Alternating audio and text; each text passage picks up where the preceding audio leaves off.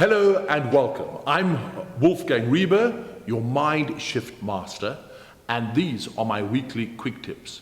Today I'd like to speak to you about leading innovation and change. But first let me pose a question. Would you like to introduce a new innovative idea, possibly solution or strategy in your company?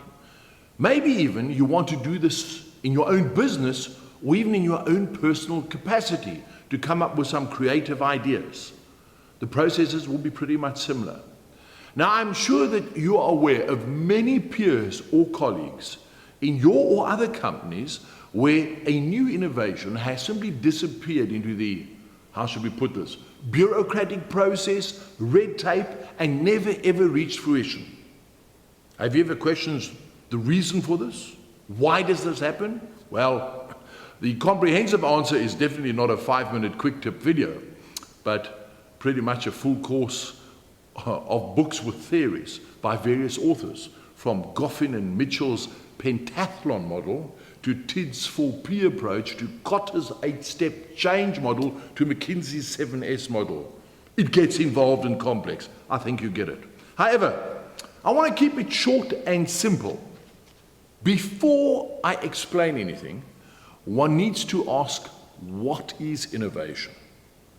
Now, according to the dictionary, there are various definitions, but basically, in summary, the dictionary says, it is the introduction of something new. This could be a product, device, method, service, or process. That's easy enough to understand, it makes sense. Now, as an individual, I suppose this is about as creative as you can get on your own. But what about a large company? How do you go about leading effective innovation and change within your organization? Now, the two gentlemen, Goffin and Mitchell, talk about the pentathlon framework. And included in this is the following advice, which I think kind of summarizes what you need to do if you want to be innovative and for it to be successful. Firstly, you need contribution from every department within your organization. This is also known as cross-functional teamwork.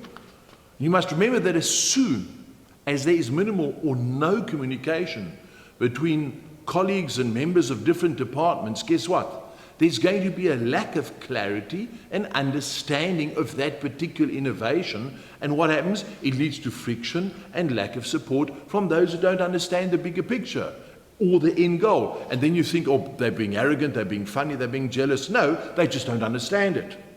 You see, if we look at a standard organizational scenario, that's now various departments under various names, but most commonly, let's say, the research and development department is normally the one that drives new sources for innovative ideas and processes, whether it's products, services, whatever. Now, it can't stay there. It can't stay by research and development. The seed has been planted, and now other people in the organization need to get involved in order for this innovative idea to realize itself. So logically, one would need to include the marketing people. Why? Well, because they are the ones who identify customer needs. So it's imperative for them to sit in on this entire process and do what they do best, and that is develop a product definition, do pricing, position the product, process or service, and launch a plan. Remember, marketing can make the difference between a good idea and a successful product. Now, besides marketing, you need to involve operations. Some people call it production or manufacturing. They're often left out, and I don't know why. You see, sadly, I suppose one can generalize, managers in these departments often don't see themselves as key role players in innovation. Nothing could be further from the truth. Now, why is that? Because they can give vital input and lead to longer-term competitive advantage when it comes to the costs related in everything in operations and manufacturing. That's logical. What about finances and accounting? They are also often neglected in this process. Yeah, if anything, they are essential in calculating your return on investment, and they can offer insight into low risk and high return options. Do you know, then we even have human resources. You remember that department, human resources? Yes? their management structure. They are the people that are going to drive the support and foster a culture of innovation within your company. Have you ever thought about it like that?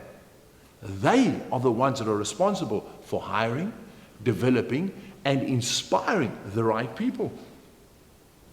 And finally, you need to consider outside resources. Maybe you lack certain skills and expertise within your organization.